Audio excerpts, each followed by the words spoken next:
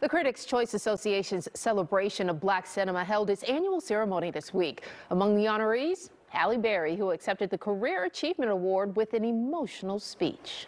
You know, when I started 30 years ago, there weren't rooms like this,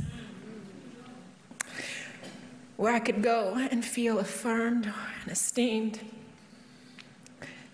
I was often alone. I was only one of the few Black people in the room,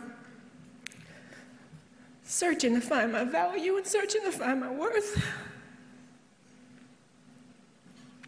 I feel accomplished. So for 30 years later, to be standing here as not only an actor, but not a director.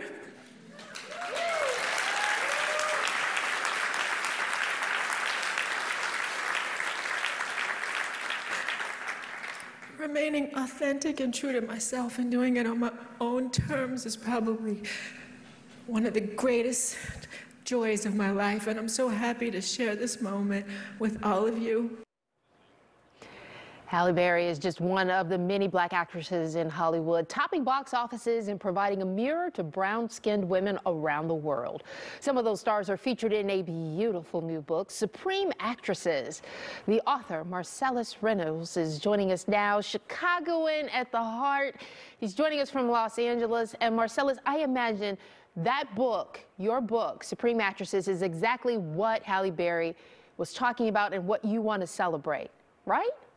It is exactly that. It is these actresses who stepped out in faith, who have gone through it. It's about the trials, it's about the tribulations, but it's also about the successes. And Halle's speech very beautifully sums that up. Yes, absolutely. And it's amazing that she is still at the top of her game 30 years later. But there's so many other Black actresses out there that are killing it. And I love the cover of your book. Viola Davis looks awesome. How did you settle on her? I mean, of all the Black actresses in Hollywood, I mean, Viola Davis, awesome. What's really funny is that we opened with Halle Berry because an early front runner, in my opinion, for the book was Halle. You know, she is the first Black actress to win the Best Actress and the only Best Actress Oscar winner. And so it was like Halle, Halle, Halle. It had to be Halle. And then we had trouble clearing the photo that we wanted of Halle, and then we sort of decided to expand the search. And honestly, it had to be one of the Oscar winners, right? Yeah. It had to be one of the premier award winners. So you only have like basically 4 or 5 women there. And then of course, Viola is the gold standard. She reigned supreme.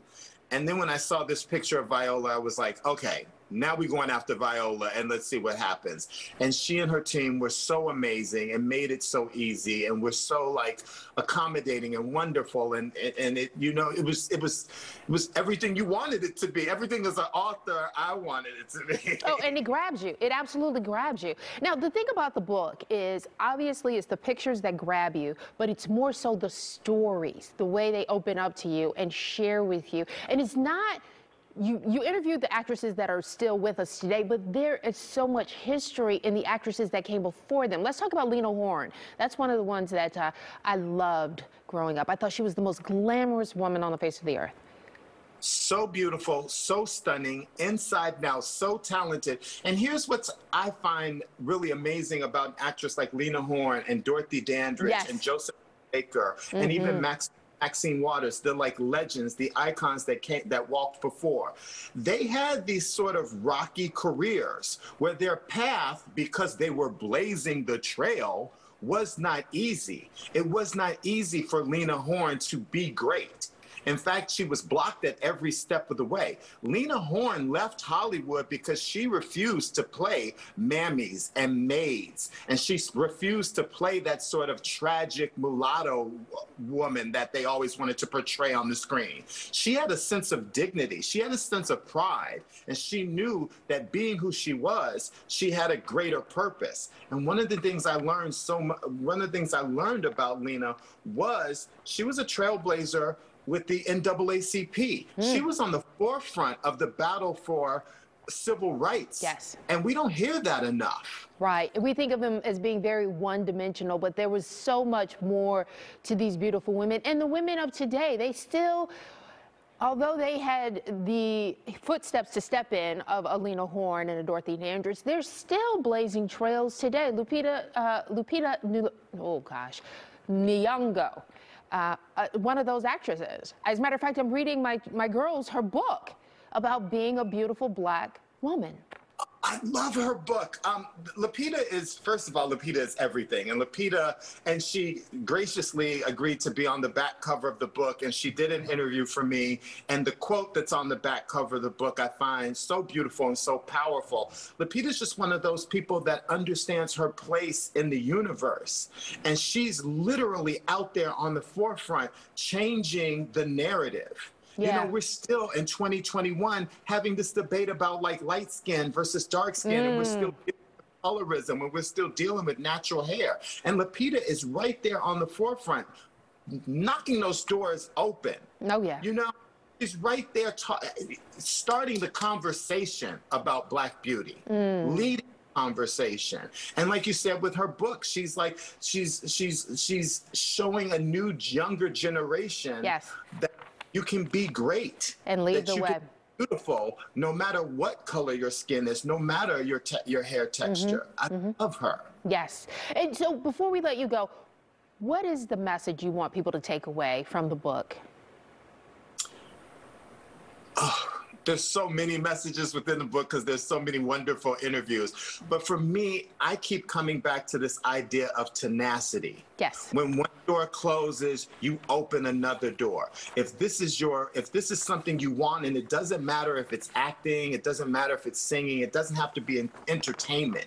Whatever you decide to do, do it. Commit fully to it. And don't let anybody take your dream. Marcellus Reynolds, love that idea, love the concept, and love the book. Supreme Actresses is available now. Thank you. Thank you so much. All right, still ahead, Chicago's legendary Chi-Lites add another honor to their credit. We'll talk to the last original group member and hear all about it. That's the foundation for a strong community. All we need is love. We need to change the world. They walked through the neighborhood to take back their streets. Everyone has been impacted. This Herculean pillar in the community strives to help those in need. Good evening, I'm Micah Matera. And I'm Ray Cortefassi. We're starting with breaking news tonight on the far south side. Chicago's very own WGN News at 9, weeknights. I got you, don't worry. Take you home. The BMW Road Home sales event is going on now. Receive a credit of up to $2,500 through January 3rd. Whatever your style, a Walter E. Smith designer can deliver. We're not just one look, we're your look. And if this isn't it, we'll find it. Our design services are free and based on your budget. Still not it? Our clients deserve the very best, and our designers aren't done until you love it. Not it?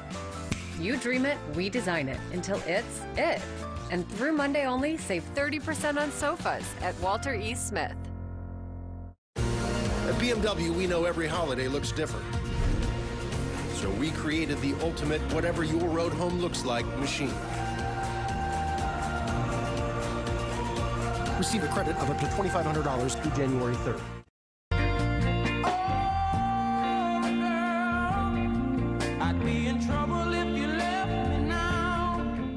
We know that sound. Chicago's very own, the Chi-Lites are part of the fabric of American soul music. Marshall Thompson is the last original member of the legendary group, and not only is he still being celebrated, but he's still making music. And he joins us now to talk about it. Marshall, thank you for joining us. I understand you're in a crowded room, which is why you're wearing your mask, so everyone has to understand that.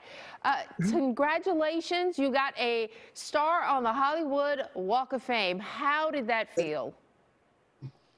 Great. I mean, what a great time, you know, just to go out there, and it was my dream come true. to have a star on the Hollywood Walk of Fame. You know, never thought that we would get that far, but we went all the way to the top. And you've been at this since 1959 when you started the highlights. How did you all settle on the Chi-Lites? Well, what happened is, coming out of high school after I left Gladys Knight, you know, I played drums for Gladys Knight. Yeah, I heard that funny story. Well, what happened is, when we got to Mercury Records at that time, Mercury had another group over there called the Highlights, so we had to put a C in front of our name because we had been playing around Chicago on all them little clubs for so long. We didn't want to change the whole name, so we just put, since we're from Chicago, we said, let's put a C in front of it. There you go. Made it. There you go. You made it to Chi-Lites. All right. So we just heard "Old Girl." I think "Have You Seen Her" is one of my favorites. What's your favorites of all the songs you've recorded over the years? What's one of your favorites? Well, my favorite song is our opening song on our concerts. It's called "That's How Long I Love You." It's talking about the old people, the young people, and the years to come, to let them know how much we love them for our career for so long in the business. Wow, and you're still touring, you're still giving concerts, and now you have a new album out. Appropriate, it's a Christmas album, a Christmas song, or at least, right? Right. Okay, right. And it's a take on White Christmas, right?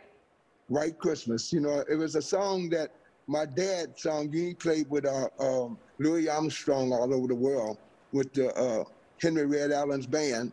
And I went back and heard him just singing it. I said, you know what? This is going to be a great Christmas. Last Christmas was really kind of down for people because you couldn't be with your loved ones. I said, now I'm going to go in there and cut this song myself and sing it just like my dad. And it came out very well. It's doing very well across the country. Oh, well, it's going to probably be at everyone's musical library come Christmas time. You know, Marshall, I'm sitting there looking at you and I'm like, you're almost 80 years old and you're still going as strong as the day you started. What's your secret? Well, you know, first of all, I never drank, smoked, or anything like that, number one. And I was just, I was blessed, put it like that. I was blessed to be able to have my excitement. My whole family is musically inclined. And coming up out of DuSable High School, Captain Walter Dodd taught me all. So after that, wow, you know, I just kept on going. All right, you got a concert coming up later on, and you're actually going to be playing with Snoop Dogg. You know, I don't know if we put the Chi-Lites and the Snoop Dogg in the same, you know, yeah. We got Al Green, too. Okay. 50 Cent. Okay. Got the Isley Brothers. You know, we got a great concert. That does sound like a great concert. It sold out, 30,000 people. Why do you think the music endures? I would say that it comes from the real lyrics of the songs, and our songs are pop. We sing pop and R&B. We never sung just straight R&B. Okay. So that's why we reached the Hollywood Walk of Fame. You know, having the #1 record in the country, "Old Girl," that was the biggest song we ever had. Okay, "Have You Seen Her" was the #1 R&B song that we ever had. But having those type of songs, I didn't like the pop songs at first. No. I like R&B, you know, rhythm and blues, until we got on the Flip Wilson show. We did the Flip Wilson show, and we did "Old Girl." Carl Davis told us to take "Old Girl" with us to the Flip Wilson show. And we went to the Flip Wilson show. Next thing we know, a month and a half later, "Old Girl" came on the charts at #1. Oh, wow. And I think people are still sampling you all songs to this day, right? Yes, there is. The biggest one sample is Beyonce, "Crazy in Love." And you got a Grammy for that, right? Yes, we got, well, she gave us one of her Grammys. She got 6 Grammys for it. She had enough, so she just shared one with you, huh? Yeah, I give them a Grammy. All right, I like it. Well, Marshall, it's so good to talk to you. I'm so happy that you finally got that star on the Hollywood Walk of Fame. Thank you so much. All right. I appreciate it. Well, thank you. All right.